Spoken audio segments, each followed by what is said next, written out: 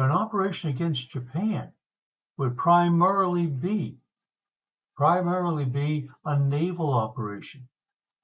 And Jake, with the status of our Navy at this particular time, after Pearl Harbor, it took us 18 months. 18 months to recover. 18 months. We did not go on the offensive in the Pacific until, November 1943. And that was with the naval arrangement against the Gilbert Islands in the central part of the Pacific. And because of our Navy then in turn being so well equipped, we then thereafter, because that operation was successful, moved on to various island chains up the Central Pacific. And we did so quickly. We seized not just the Gilberts, but also we seized the Marianas, the Marshalls, and we were moving up toward the Philippines.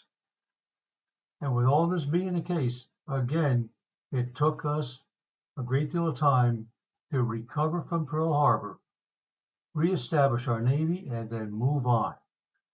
Now, while we were reestablishing with our Navy, what was Japan doing? They were taking over all of Southeast Asia to a point where they were getting ready, because of the status of Australia, they were getting ready to possibly launch an amphibious operation against the Australians, bringing, hopefully, therefore, some type of agreement, ending a war between Japan and Australians. And then they, in turn, would have occupied certain sectors of that nation. But this is all within Japan's aim and goal. But it just took us a long time to get our Navy, our naval forces, the Marine Corps within our naval forces trained to counter the Japanese onslaught.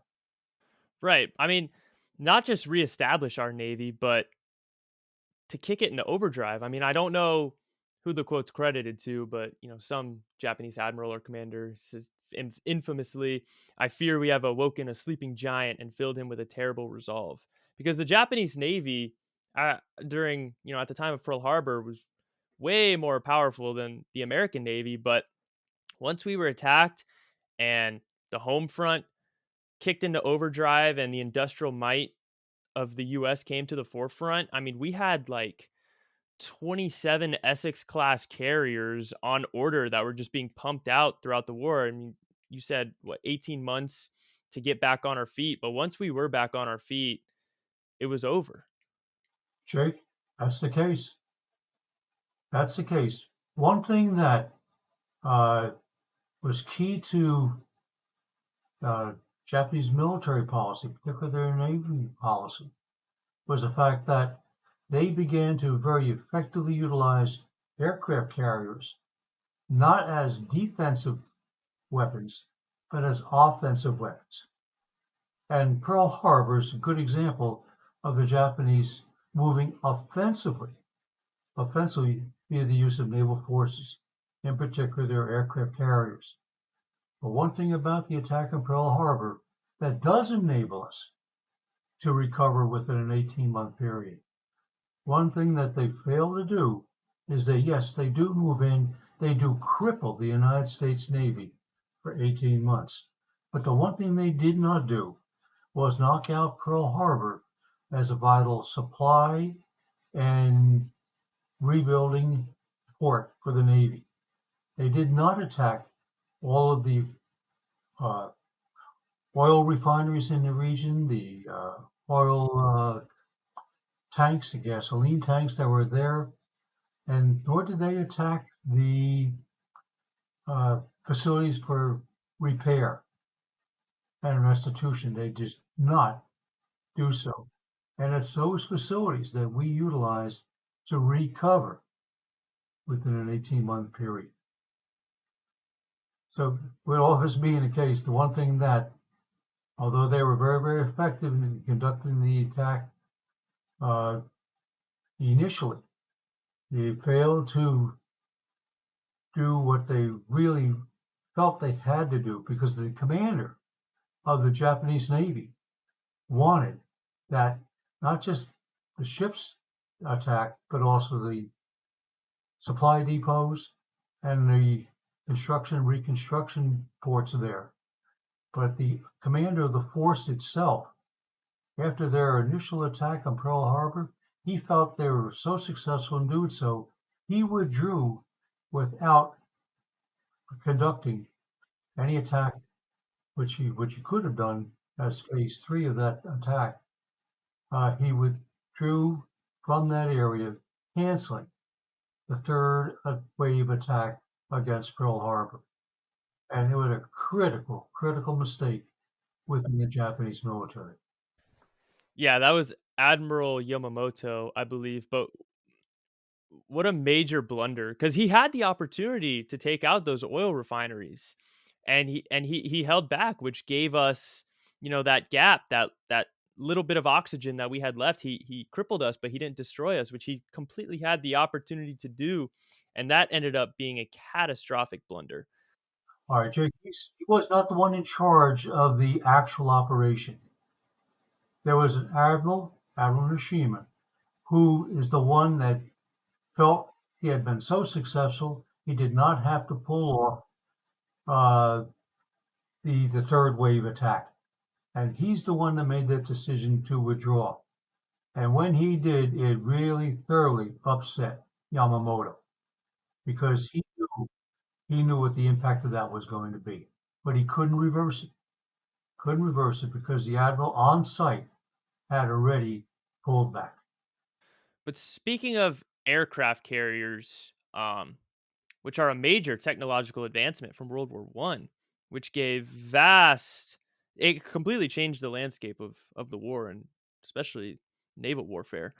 But switching over to the Atlantic, Germany never built any aircraft carriers. They didn't. They prioritized building destroyers and battleships, which was another major Axis blunder. So most importantly, submarines. Yeah, they did prioritize the U-boats, but why didn't they build any aircraft carriers? Well, in reality, Jake, they didn't think they needed that within their Navy. With a large number of destroyers, which a large number of uh, battleships, they truly felt they did not need aircraft carriers, but they definitely did want submarines.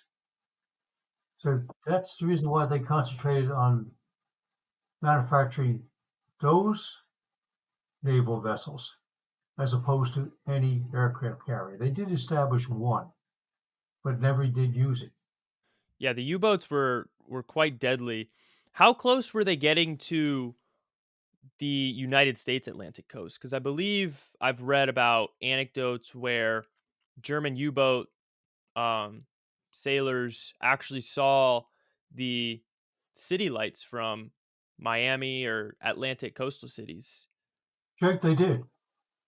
They did. In fact, in times uh, they were spotted off of, well, of course, now here living in New Jersey, I'm well aware of the various lookout sites that we had completely along our coast. And periodically, submarines, German submarines, were spotted off of the coast as close as, as close as observing ships moving into New York City harbor, moving into the area of Philadelphia, and more than likely, yes, also within various ports within Florida. At this one particular time, when these observations were rendered, we were not at war. We saw them there. They were observing what we were doing, how we were doing it, but only afterwards did they not surface in any way, shape, or form to be seen by us on our coastline. Yeah, I think that was another one of the reasons why um, members of the German military were sort of lobbying the leadership to declare war on the US, because they're like, "Hey, we're here on the American coast, but we can't do anything because we're not at war with them." As far as I understand via all my reading, I know for sure that Hitler did have in mind strictly military operations that were basically centered in and around Eastern and Western Europe. I don't think he had a plan. I don't remember reading anything about him. I don't remember even reading within Mein Kampf, which I've read uh, several times. Him having a thought of invading the North America or the South American area. That's just that's so baffling to me because when he declares war on the United States, how does he expect to defeat the United States if, like you said, he never had any plans to attack or invade the United States? I mean, what's going through his head if he declares war on the United States? He must think that he can beat them. But the United States, we have very beneficial geography, being separated by oceans and on land, very beneficial geography. The United States is very difficult to invade. Jake, he honestly thought he could thwart the United States in effectively supporting the Allies in Europe. And keep in mind what he also was developing at this particular time, although it was going to take some time. He was developing missiles. He was developing short and long range missiles for possible use against, well, a nation that was of some distance from Nazi Germany. But at the most part, what he concentrated on doing was thwarting the U.S. and its supplying the Allies. That's the reason why the battle for the Atlantic was such a key battle. It had to be won by us for us to keep Britain in the war, keep the Free French in the war. And where did we also go? We went down through the Atlantic, around Africa, and up through the Indian Ocean, through Iran and its ports to supply Joseph Stalin and his forces way, way, way back within Eastern Russia. In fact, the key supply route was moving through Iran, moving through the area below the Volga River, and then utilizing the Volga River as a key supply chain of the Russian forces in Russia. That's the reason why Hitler, at the very end of the successful Russian campaign, was doing his best to focus in on thwarting Allied supply of the Russians up the Volga. It's the reason why Stalingrad became a key target of the German military. Because Stalingrad was a key port along the Volga. But also, he could have done otherwise by moving down into the Persian Gulf region. But he wanted Stalingrad taken for one non-military reason. Now, what do you think that reason might be? Because its name, Stalingrad. That's right, Jake. That is the case. His military leaders were absolutely against seizing Stalingrad, but he felt by seizing Stalingrad, it would further undermine the morale of the Russian people regarding their belief in their leader, Joseph Stalin, could then thereafter effectively provide leadership and support.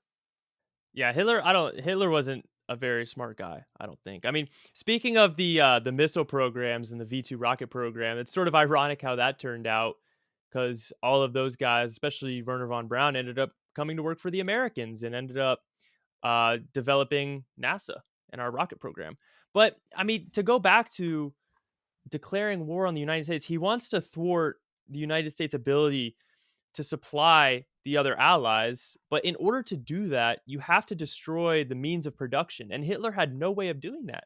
He had no way of destroying the means of production or the factories in the United States. So even if he did sort of thwart the transportation of the supplies, they just would have keep coming. All right, but Jake, that's the reason why the Battle of the Atlantic was so key. Because all throughout 1942, all throughout early 1943, we were suffering losses of not just merchant ships, but also destroyers and uh, a number of cruisers that were accompanying the merchant ships. And our losses were very, very heavy. What enables us to overcome that, excuse me, was the fact that within the U.S. Navy, somebody came up with the idea of, as opposed to destroyers and cruisers, let's place next to the merchant ships what were known as light carriers. They're aircraft carriers which were placed on board planes that could move on off their decks and continually scout for submarines, either on the sea or below the sea, and thereafter attack them where they happen to be. Jake was one of the key developments within the U.S. Navy warfare in the Atlantic, and that was the development of the light aircraft carrier. And it does work. It does work. What comes about in the spring of 1944 is a major change in our ability to counter the German Navy, in particular the German submarine force. Within a short space of time, in early 1944, Germany lost, and this may sound fantastic, but it is the case, they lost nearly 100 submarines. 100 submarines. And it just caused us thereafter to win the Battle of the Atlantic. I think it's also interesting to note that the Battle of the Atlantic technically is the longest World War II battle. A lot of people, when people ask, what was the longest World War II battle, a lot of people say Stalingrad, but technically it was the Battle of the Atlantic, which I think is interesting. But yeah. Speaking of the aircraft carriers, I want to linger a little bit more on their importance because when you look at Germany, who didn't have aircraft carriers, in terms of naval power, their range of attack for naval forces is delegated to the range of the guns on those destroyers and battleships, say 100 miles or whatever. I don't know the specific numbers. But when you take an aircraft carrier that can launch planes off of the deck, your range of attack is extended to 400, 500 miles because those planes can attack. So it's very lopsided. Oh, yeah, very, very much so.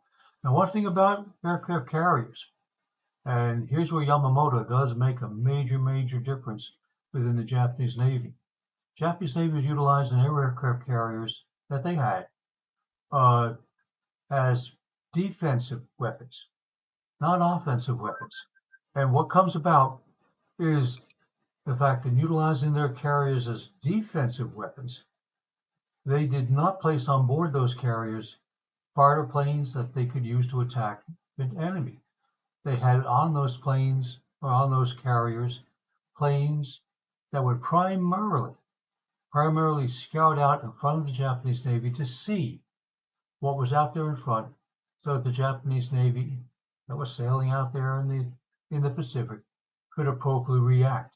They were not used; those planes were not utilized to attack any foreign force.